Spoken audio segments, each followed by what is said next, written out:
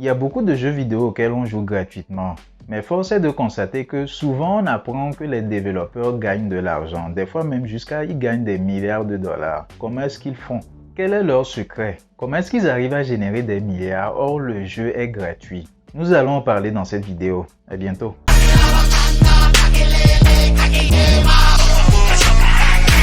À tous les nouveaux sur cette chaîne, bienvenue. Notre objectif sur Pure World est de mettre l'Afrique en avant à travers les œuvres de culture populaire telles que les jeux vidéo, les animations, puisque notre culture, les cultures africaines sont extrêmement riches et diverses, que ce serait dommage qu'on ne puisse pas en profiter. Et c'est aussi un très bon moyen de faire connaître les cultures africaines, les langues, vulgariser la véritable histoire de l'Afrique. Donc si cette thématique vous plaît, mettez un pouce bleu, abonnez-vous et partagez les vidéos. Vous avez d'autres vidéos dans mon catalogue sur la chaîne. Vous pouvez y accéder, voir ce qui a été déjà fait et vous pouvez me soutenir en partageant. Premier moyen utilisé et qui est assez connu, les publicités. Il y a beaucoup de jeux vidéo, surtout sur les plateformes mobiles, sur Play Store, sur l'App Store. Beaucoup de jeux vidéo auxquels on a l'habitude de jouer et ce que vous voyez souvent sont les publicités. Ça, c'est le moyen de base, ce qui est connu. Donc, les développeurs, ils se rémunèrent en faisant passer des publicités dans leurs jeux vidéo. Donc, ça fonctionne un peu comme YouTube, on regarde les vidéos et puis les publicités passent. Donc là, on joue aux jeux vidéo et puis il y a les publicités. Donc pour mettre ça en place, les développeurs, soit ils utilisent ce qui est mis à leur disposition par Play Store ou bien l'App Store, c'est-à-dire des API, pour mettre ça dans leur jeu, intégrer ça dans leur jeu pour qu'eux-mêmes s'occupent de faire passer les publicités et ils vont percevoir un pourcentage sur leurs revenus. Ou soit ils développent leur propre API ou soit un autre moyen pour faire passer les publicités qu'ils auront eux-mêmes choisies et être rémunérés auprès des annonceurs directement avec un plus grand pourcentage bien sûr. Ensuite, le sponsoring. Ça, c'est un moyen qui est aussi connu. Le jeu vidéo que vous allez créer pourrait être sponsorisé par une entreprise.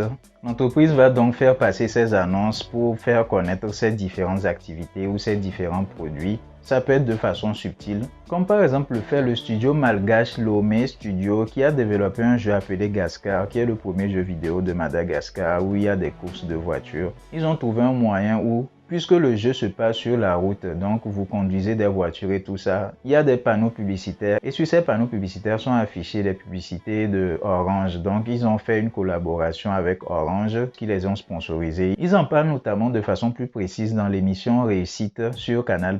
Donc j'avais parlé de ça dans une précédente vidéo que voici. Vous pouvez aussi aller chercher l'émission. Je vais mettre les liens dans la description pour avoir plus de précision sur comment est-ce qu'ils le font. Donc les deux précédents modèles économiques dont j'ai parlé, ce sont de super moyens à utiliser dans des stratégies d'agences digitales. Beaucoup d'agences digitales cherchent des moyens pour faire connaître les produits de leurs clients. Donc, c'est quelque chose d'intéressant, surtout si vous êtes un développeur de jeu. Vous pouvez les aborder directement, les parler de votre jeu, parler du potentiel de votre jeu. Et même mieux, si le jeu est déjà lancé et qu'il y a déjà des milliers de joueurs, vous pouvez facilement utiliser ça comme argument pour faire monétiser votre jeu. Ensuite, nous allons parler du free-to-play. Il s'agit d'un modèle économique qui est très à la mode en ce moment. C'est ça même qui a rendu beaucoup de studios milliardaires, tels que par exemple Epic Games avec le jeu Fortnite. Donc comment est-ce qu'ils font? En fait, ce sont des jeux vidéo qui sont gratuits, auxquels on peut jouer gratuitement et c'est fait de telle façon que ce soit intéressant, qu'il y ait beaucoup de joueurs qui passent beaucoup de temps dedans. Et plus tu aimes le jeu, plus tu y passes du temps, plus ça t'amène à dépenser. Ils utilisent des méthodes psychologiques imparables pour amener les joueurs à dépenser dans le jeu. Vous pouvez par exemple acheter des boosters. Ce sont des sortes de moyens de triche qui vous permettent de ne plus avoir des frustrations dans le jeu. C'est quelque chose qui a été beaucoup utilisé par le jeu vidéo Candy Crush Saga. Je pense même que c'est eux qui ont mis ça à la mode. Donc en gros, quand vous jouez au jeu, vous passez du temps, ça devient intéressant et lorsque c'est très intéressant, ça coupe. Donc le jeu coupe et puis il y a un minuteur qui vous dit que vous pourrez recommencer après une journée ou après un certain temps. Donc vu que vous étiez déjà dans le feu de l'action et que vous avez envie de continuer votre partie, donc cela vous amène à payer et en plus c'est très simple, il suffit juste que vous appuyez sur un bouton, surtout que généralement on a déjà passé notre carte bleue. Donc là c'est un moyen très intéressant. Dans Fortnite, ce qui les rapporte de plus, c'est les skins, c'est-à-dire vous avez la possibilité de changer le style de vos personnages, changer leurs vêtements, leur apparence, ce genre de choses-là. Ce sont des choses qui n'ont l'air de rien. Les gens même se demandent mais comment est-ce qu'on peut payer pour ce genre de choses-là? Mais d'un point de vue psychologique, c'est quelque chose qui est explicable, c'est quelque chose qui a été expérimenté. Et si vous voulez, je vais revenir beaucoup plus en détail sur ça dans de prochaines vidéos. Je pourrais vous parler justement de comment est-ce que Fortnite, eux, ils arrivent à faire. Comment est-ce qu'ils arrivent à générer autant d'argent avec le jeu. Ce sont des milliards de dollars. Maintenant, parlons des jeux vidéo qui sont proposés gratuitement sur des sites web. Je me rappelle quand j'étais tout petit, je jouais à des jeux vidéo gratuitement sur internet, sur des sites web. Et il y a aussi un certain nombre d'entre vous, c'est sûr, qui ont déjà joué à ces jeux. Il y a même jusqu'à présent ça qui continue. Mais depuis que je m'intéresse au marketing, je me demandais mais comment est-ce que les créateurs de ces jeux arrivent à gagner de l'argent puisque c'est proposé gratuitement sur des sites web? Eh bien, c'est pas compliqué et c'est même évident. C'est quelque chose auquel j'aurais dû penser. En fait, ce sont des plateformes de partage de revenus. Comment est-ce que ça fonctionne? Donc, ces sites hébergent des jeux, donc vous pouvez jouer et souvent il y a des publicités qui passent sur ces sites web là. Non seulement il y a la publicité, mais ils utilisent également les modèles économiques des blogs.